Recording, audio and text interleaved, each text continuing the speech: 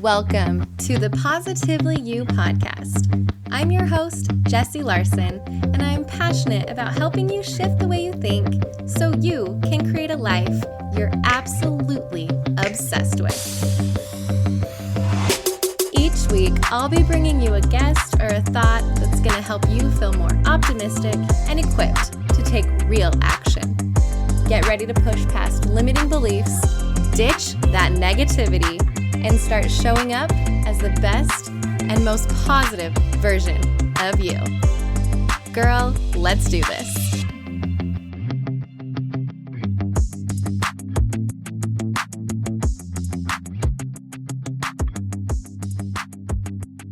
All right, I am so excited. I have my friend Rachel Barker on today, and this is actually my second time interviewing Rachel, and thank you to the wonderful world of technology and technology glitches. I get to interview Rachel again, which is totally fine with me because anytime I get to hang out and talk to Rachel is just a treat for me. So Rachel, thank you so much for coming on again. Thank you. Yeah, my pleasure. My pleasure. We both wore yellow today. It was like we totally did. We had no texting or anything, but yet here we are. It must be a yellow kind of a day. It totally is. Well, I'll be honest. I'm wearing yellow because it's the Jazz game tonight. And I'm sporting the yellow for the city, and we're going to go for the win tonight. Yeah. That's where my yellow came from. We're doing well. Yeah. So, Rachel, I wanted to talk to you about friendship because when I think about friendship, I immediately think about you. You're always out there doing things. You're an amazing supporter of people. You seem to always be surrounded by people. And then earlier this year, you did kind of a study on friendship that I remember DMing you about, and I was super interested in the results and everything. And so I think as moms and as women, as we get older, friendships is one of those relationships in our life that is incredibly complicated. And something that we want to, I think is common, we all kind of want to do better at. And so that's kind of what I just wanted to dive in and talk to you about today is what you have seen and heard in the surveys that you took about friendship and what kind of some of the questions were and some of the feedback that you got. So what was the reason that you asked these questions in the first place? Well, so every 2 years, I need to recertify to keep my nutritionist license. So I have to do continuing education, and you get to choose between what you want to do. And part of it is an essay. You do some research and then you put it in a form of an essay. And you try to find things that are I do because I want to learn and I want to grow. And so I try to find something that is in the line of our health, but we don't really realize how important relationships are, and that those are outside of our spouse and our family. I have a big family. I have 5 kids, and 2 of my daughters are married. And then I have a 20-year-old that lives at home. And then my son just graduated from high school. And then I have a 10-year-old. So I get a lot of fulfillment from these relationships I have with my kids, especially as my kids have gotten older. I do a lot with them. And so I feel like I have to really, sounds like it's this really hard thing. But I would be very complacent if I just stayed within my little family, Yeah. Because it's safe and there's loyalty and all of those things. And it's interesting, when I very first decided to do the survey, I thought, I just kind of tried to pose the questions as to what would, what have I struggled with as being, trying to make and keep, I say maintain friendships. But as you're saying, as adults, it becomes more difficult. And so I based the survey on both ends, as people that have struggled, and those that have been the people that are hey, I tend to be somebody that I'm all right with people approaching me, but I'm never willing to put myself out there. And they were very honest. And I think the reason why they were honest is that I did keep it anonymous. I said if I did repost it, I would definitely blot out the names. And they were very, very honest. And so I wanted to just tell you kind of what the questions were and what the results were really quick. Yeah, I'm definitely interested to hear these. So the first question was, I asked, sorry, I have to click through to get to the question. Okay, it says, Do you think friendships are important to your overall health? And it was a 96% said yes. Yep, we think it's really important to your health. So that was unanimous. Okay. The next one was really interesting because it was kind of split. I said, do you make friends easily? 58% said yes and 42% no. And I think that I think that that's not as shocking as we think, because I think, Yeah.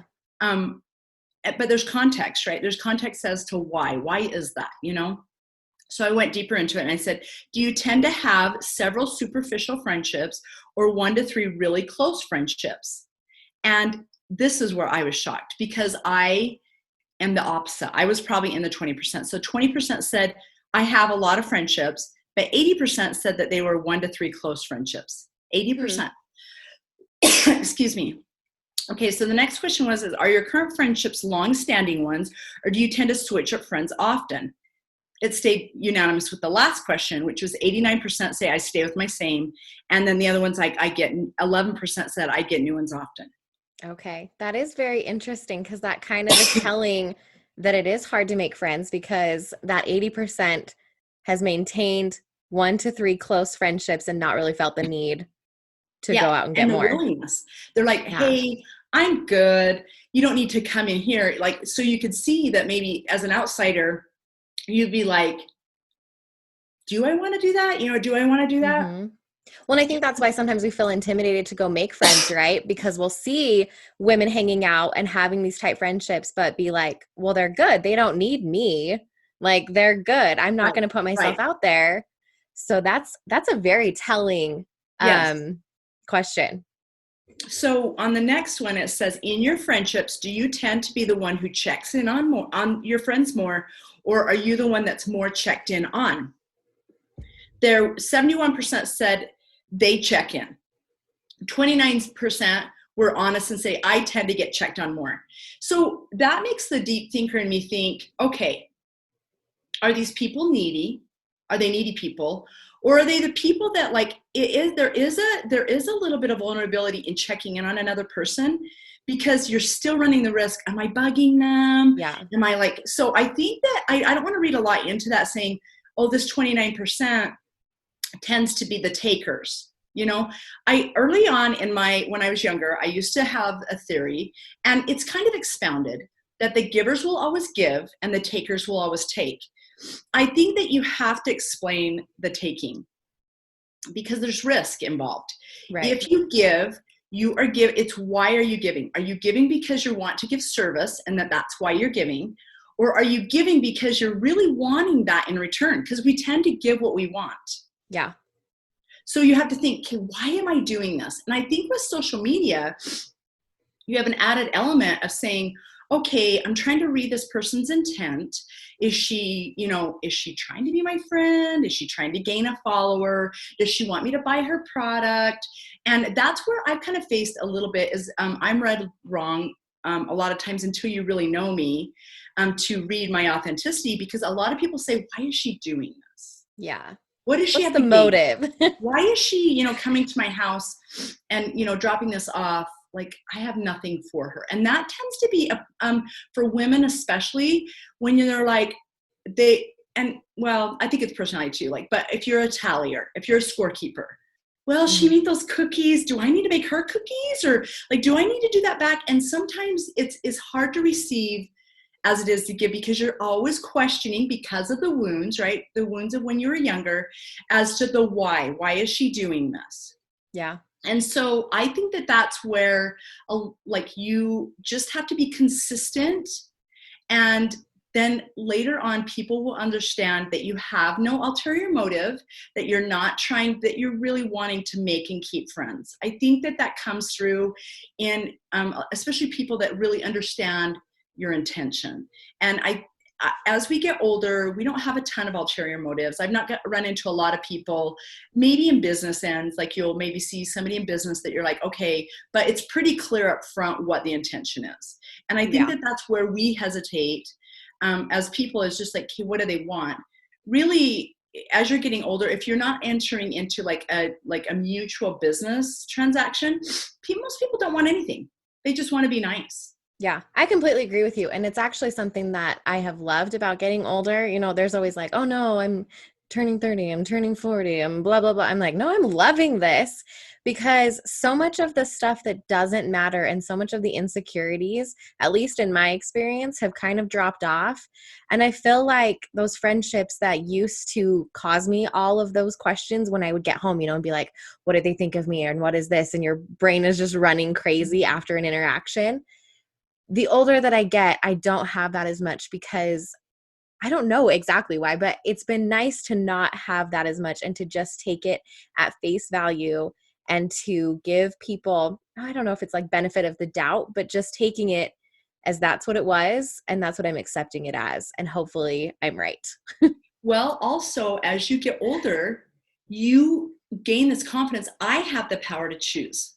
Yeah. I have the power to choose if I want to be in this, what I'm going to give, what I'm going to take, and like if I want to be in this relationship. So those wounding relationships, sometimes they're family members and sometimes they're friends, but you have to choose. You can choose whether you want that toxicity in your life. And that is like something as an adult that kind of gives us a little bit more security in saying, hey, I don't actually want that in my life anymore. And it's hard. It's harder than like just saying that out loud, just saying, I'm going to walk away from something, which is all I've known for X amount of time. But it's pretty freeing when you kind of establish what you deserve, the friend you want to be. And it changes the dynamic a lot, don't you think? Oh, for sure. Yeah, I definitely agree with that. But you just feel like you've got more ownership over it. And I feel like that the friendships, people have changed too. So what they're willing to take from you and what they're willing to put out there, you have to be super patient because you have to always say, okay, if I feel this way and my wounds were this way, I wonder what theirs are. I'm pretty candid though. And some people can appreciate that. And some people it's kind of scary for them. But I'm pretty like, if we were, maybe we met as a group, okay? Like we all met as a group. And then later on I'm like, we should go to lunch one time. And I noticed that this person wants to go, but then there's kind of like a hesitation. I'm so okay to say, hey, listen, this is pretty like nonchalant. There's nothing I try to be pretty transparent. Yeah. And sometimes people are like, wow, like, all right, but it's who I am. And I think it makes people, if you kind of set an expectation of what you want out of something and what you're willing to give out of something, there's no ambiguity. Yeah. And so I feel like that, I mean, you're not going to do that the first time you meet somebody, but if you're like, we should go to lunch sometime, and you go to lunch and they're like, da, da, da, da, I feel like it's pretty fair to say, I love our friendship. One of the things that I think you probably know as well as anybody else is when you have young kids and when you are like, a lot of people cannot have the friend that needs someone to go to lunch with every single day, that needs to go to the park every single day with their kids. They need to do something every day. And you kind of run into codependency a little bit. Right. And you recognize it. You recognize it instantly. And maybe that person doesn't know that they do that, and maybe they just are like, okay, I need to like be pretty, I don't know what the word is, but transparent. It's like, hey, I love to be friends and I love to do this. I have a big family. I watch my grandkids so many times a day or a week. And this is what I can do, but I want to be friends. And I don't want you to think that I'm trying to avoid you. I feel like that if somebody told me that, like, I'm not worried. I'm not writing that story in my head, wondering like, I wonder if like I said too much. Like, I wonder if they really want to be my friend.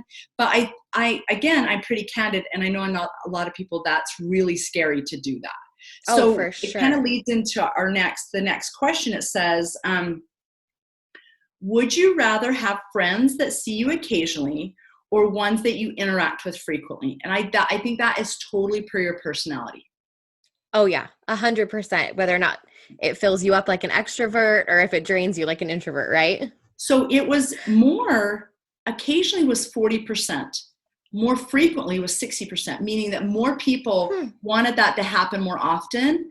And I wish I would have added one question after this, and I would have asked, do you find yourself in taking the assertiveness or like being the one that's the asker, because that's the scary part, right? If I have a get together or a barbecue or whatever, are people going to not show up? You always have that like little, 10-year-old girl thinking, is anyone going to come to my birthday party? So my that question I wish I would have added is like, are you willing to be the asker? Because there's the gatherers, these people, they're always inviting, they're always gathering, and that there's some people that aren't going to come.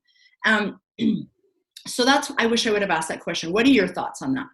Oh, I totally agree, because I've even had that when I was younger, where I'm looking at groups of people and being like, oh, I wish, I had that, but then not having the guts, I guess, to ask.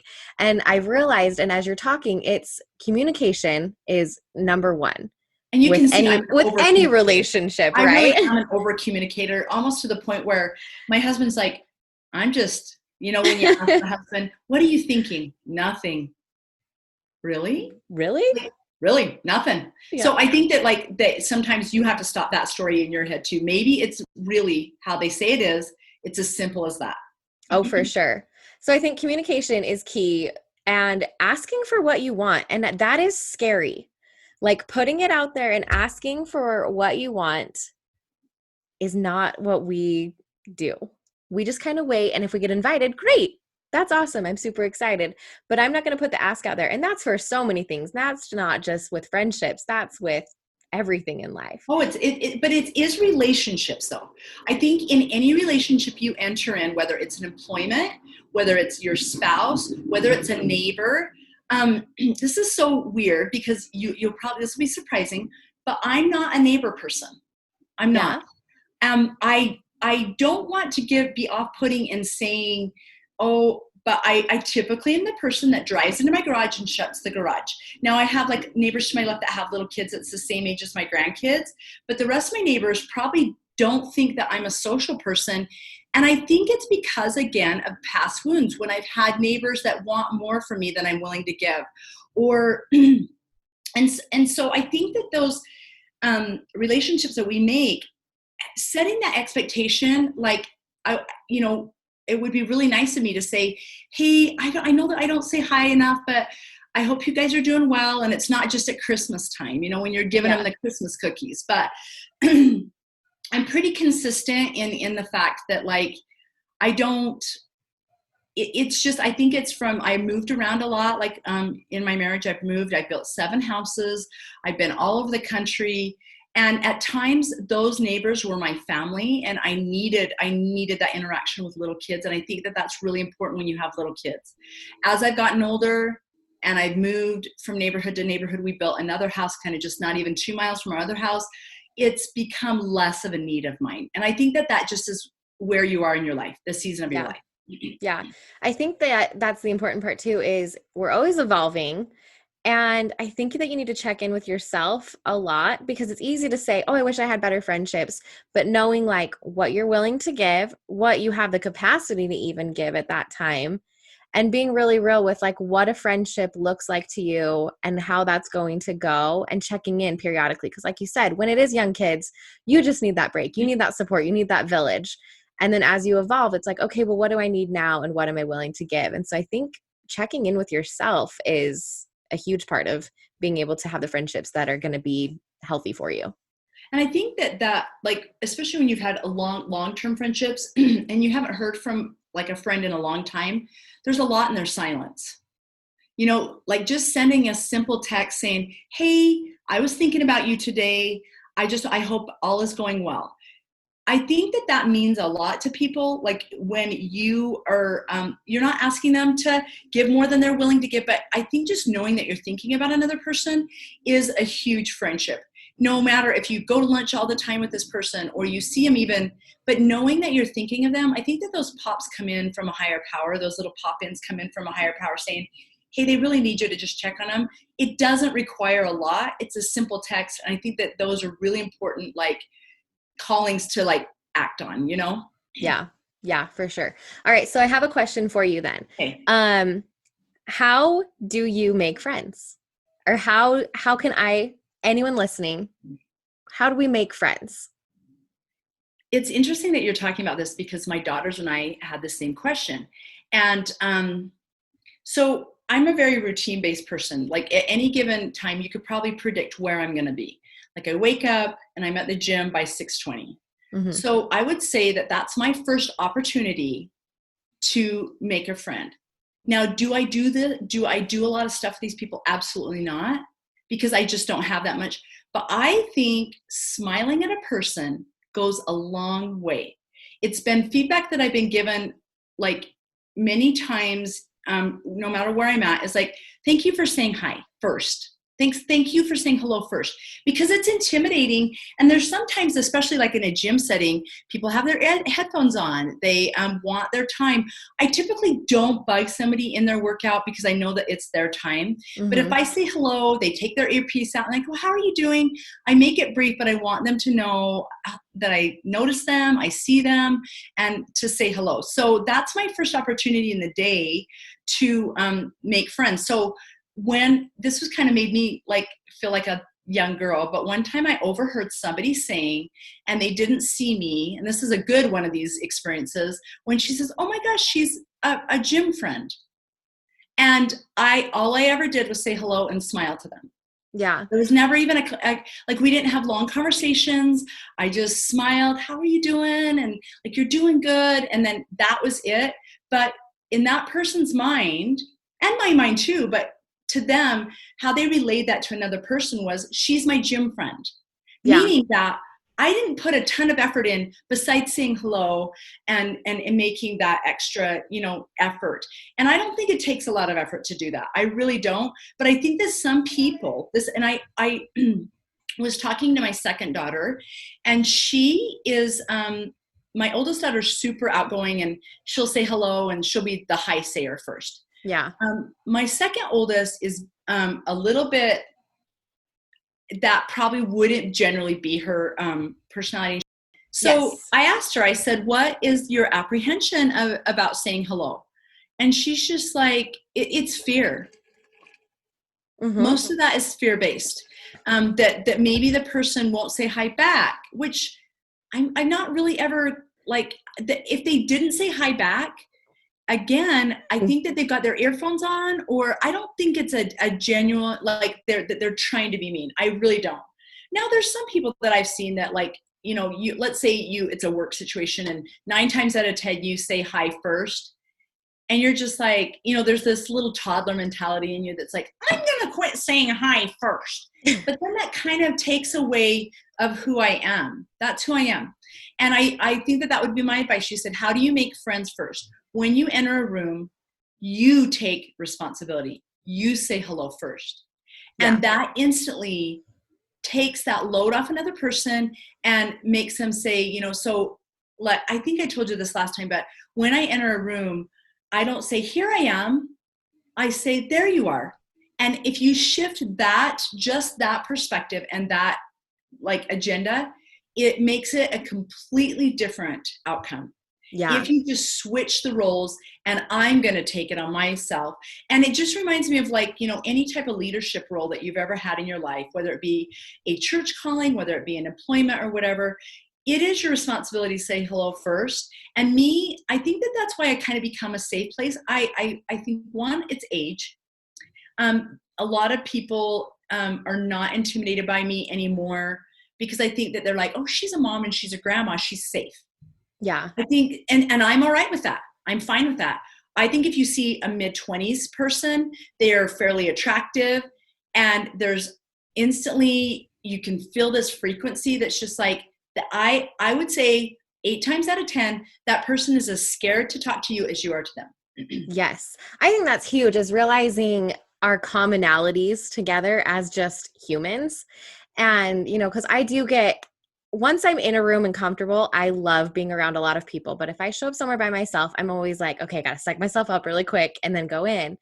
And if I think about it as, there's got to be somebody else here that feels the same way, right? That it was More also a people little than you bit think. nervous to come and to show up. And so if my goal is to make that person comfortable and just kind of forget myself, 100% I'm more comfortable right away because I've recognized a commonality between us, that like, I'm not the only person who feels this way.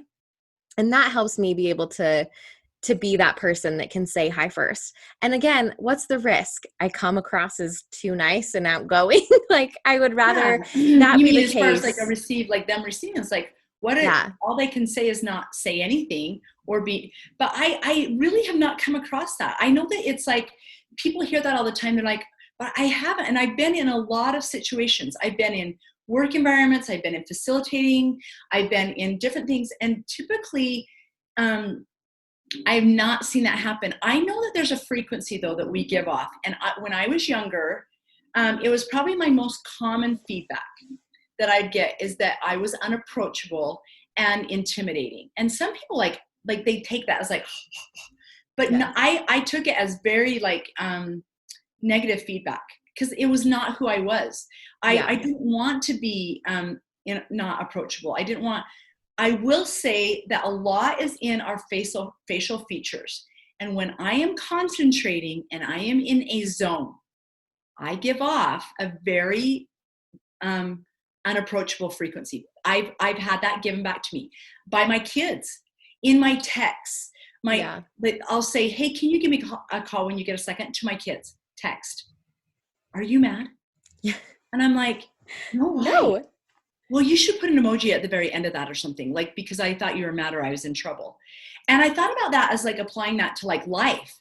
Is my body language? There's a lady that worked for 3 Key Elements. I don't know if you've ever heard of that, but her whole entire speech is on body language and how that open and like us just standing like this, how that just is. It kind of reminds me of feng shui of furniture, but for people. Are you an open floor plan? Do people feel okay saying hello to you? I think that that's a really good like self-assessment, from your takeaway today is like, do I have what in my stance as I'm right here and I'm conscious and cognitive of what I'm doing? Do I give an open invite? And I think that a lot of people don't. And you look at it like as little kids look at it and they look at your face and they'll say, are you mad?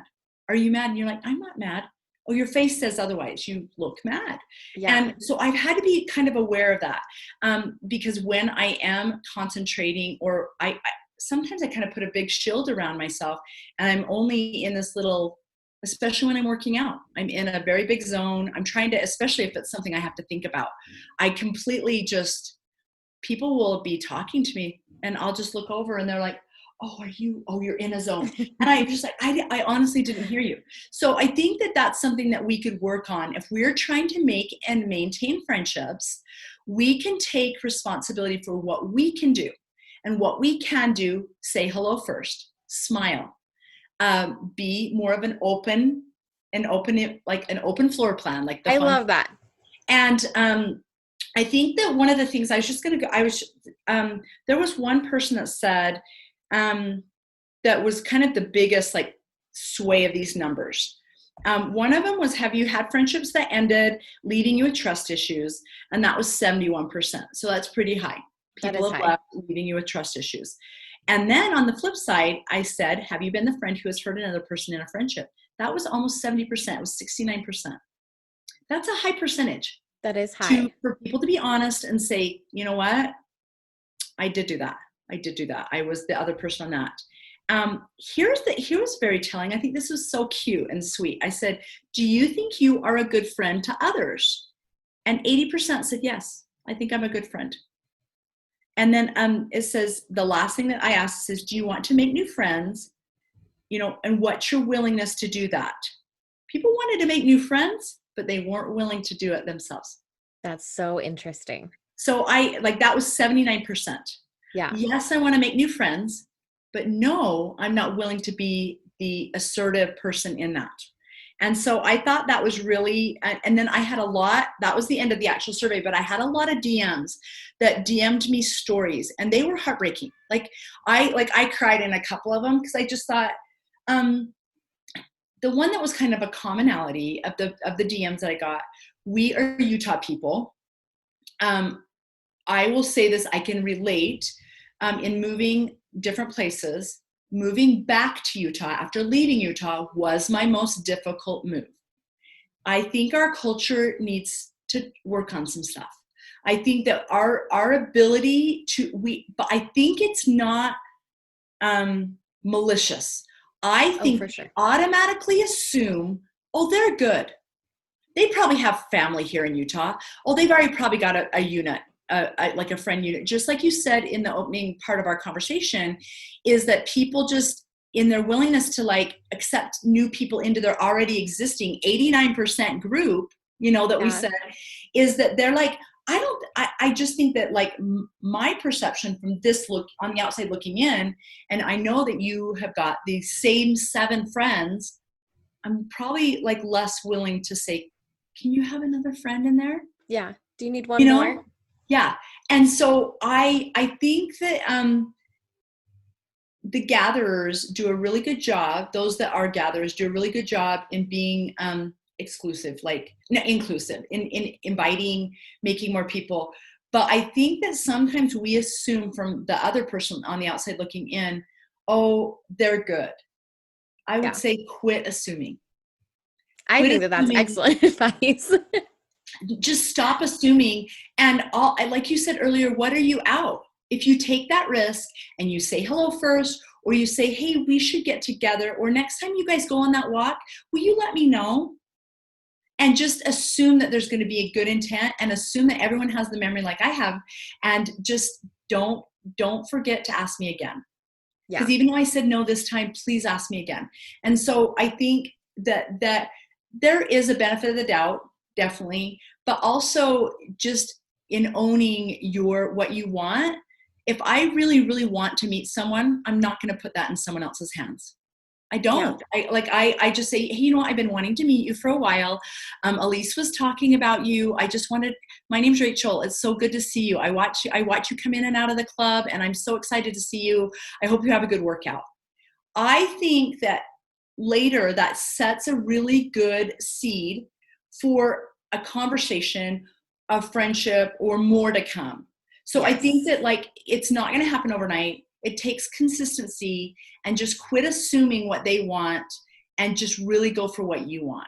I think like with our kids, I watched my little granddaughter and our neighbor that's the same age as her the other day, and I just sat there and I watched them for a long time on the play set. They had no preconception or pre-notions of who that other person was. If the one wanted to swing, they swing. Yeah. If the other one wanted the other one to go down the slide, they looked at the other one and said, let's go down the slide. And the other one said, okay. It was not complicated. It was, like you said, it was communicating what they wanted the other to do. There was nothing. And if the other one did not want to go down the slide, they said, no, I don't want to go down the slide. They're a lot meaner. 2-year-olds are a lot meaner. But I think that, like, we as adults are like, hey, I just want to let you know, hiking's not my thing. I'm scared. This is real. Hiking's not my thing. I'm scared to death of snakes. If it can be a controlled trail walk, I'm all about it. But if you're going to take me and there might be some snakes on that, I'm not going to go. Has nothing to do with you. Yeah. But saying that out loud says to the other person, it's not that I'm avoiding you and you like to hike. I do not.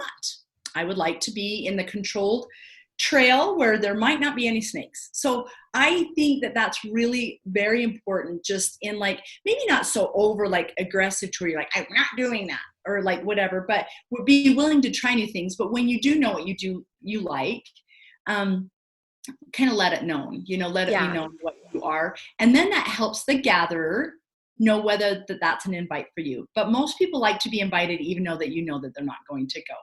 Oh, for sure. It's that thought. You're like, I'm not coming, but please still invite me.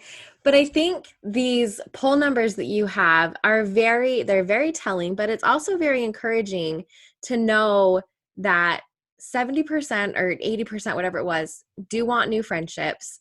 We're not willing to put that forth. And so I think knowing that, though, knowing that we're all scared, we've got that common humanity in that we're all a little bit nervous to put ourselves out there, but that most of us still want more friendships, that can kind of ease that nervousness in ourselves to be able to go and put forth that effort and say that hello and plant that little seed, knowing those numbers and knowing that they're actually in your favor, that most people are willing to have your friendship, they need you to reach out. And so for me, that opens up a whole door of possibilities, knowing that 80% of people do want friendships. They're just nervous to also reach out. Instead of it being like, no, 10% of them want friendships, I'd be a little bit more nervous to reach out. But knowing that there's a huge group of us that really do want these friendships, we're just not sure how to make them, that really helps enable me to be okay with being that one to reach out. I think so too. And one of the things that I think is really important, I kind of did this with our neighborhood. You know how we, like in Utah especially, we have these big neighborhoods, and you're like, where do I stop with the Christmas cookies? Where do I stop with this? Like, I mean, I can't do a mile boundary. But here's where my thought on that, and this goes with friends too. When in doubt, leave no one out. I love that. So if you are going to have a barbecue and you're worried about not having enough food, there will be food. There will be enough food. People will bring food. There will be potluck there. But when in doubt, leave no one out. Because I don't want to come back and be the person like, I didn't mean to not invite you. And so most of the things that I have is, I need a head count when I do something, but I don't want somebody to be left out, because I definitely don't want to be left out. I don't want to feel like that, and I would never have somebody else feel like that way. And so when you are doing things, and I know that there's sometimes you can't have 100 people at this little intimate thing, I would probably question having the intimate thing. Yeah. So that's just me. That's my opinion. I know that there's sometimes that you're going to have these get-togethers or whatever, but if those get-togethers leave someone out, I'm not going to have the get-together. But that tells a lot about my personality. I'm an all or nothing personality. I want them all or I want none. Yeah. And so I think that that's just where we struggle, but there's definitely a compromise to every single thing that we do. Like, let's say that we can't have a sushi night. Like, I know that we had a sushi night lately, like it was just like a month ago. And I know that kitchen couldn't have taken anybody else. And I know that the host was like, who do I not have? That would be Sophie's choice for me. That would be like, I'm not going to have the night. Yeah. I'll do something else where everyone can come. Have somebody else feel like, oh, was I not okay to invite or whatever? So I know that that's hard. I know it is. But my personality is when in doubt, leave no one out. Yeah. And I love that. And that's why this is exactly why you were the person that I wanted to talk to about friendship, because having that heart that is so pure and wanting everyone to feel included and to feel loved and seen and a part of something is something that you're so incredibly good at. And I'm grateful to be able to have met you this past year and to count you among one of my friends. So that's the best compliment somebody could say. Like, really, somebody could say to me. I think it's very similar to Brene Brown's. Mine's a little bit different. Is most people want to be seen, they want to be heard, and they want to matter. They want to matter to somebody. I think that's like, to know that I matter to somebody means the world to me. And even if it's like we just said, just reaching out on a text, it's so big for a lot of people. And I think we underestimate that value of just it doesn't need to be grandiose. You don't need to show up with a plate of cookies. You don't. I think it's just really important that you let them know, hey, I don't know what's going on, but you came across my mind today, and I wanted to let you know that I was thinking about you. Means the world. Yeah. I think those three things that you said, people want to be seen, they want to be heard, they want to know that they matter. I think if we approach our relationships and our friendships with those three things in mind, we can't go wrong. I agree. I think that that sometimes I think having the perspective of a mom helps us a lot, because how our kids want to be seen and how they want to be heard is so different for every single child. It's so different. It's almost like a love language, how what makes them tick might be different. And some people like show it in the way that they bake. Some people is the way that they serve. Some people, like, they give you their time. And when you pay attention and recognize, it's pretty evident right from the get-go. Yeah. Oh, for sure. All right. Well, Rachel, you are someone that I'm sure everyone's like, now I need to be friends with Rachel. How can they come and be friends with you and find you in all of the places that you are? I only exist really on Instagram. I'm kind of bopping around. Like you can see me around the like lots of different things, but I you can see kind of my life on Instagram. I show a lot of my life of the good and the bad and the ugly on Instagram. I'm pretty transparent, and that's my Instagram is dear.rach. All right. Well, thank you so much. Thank you for coming on a second time. You are such a gem. And thanks. Well, thank you for inviting me. I could talk for a long time with you. It's very easy. Conversation's really easy. It is. Thank you, Rachel. Thank you. Thank you for hanging out with me again today. I'm so glad you pressed play.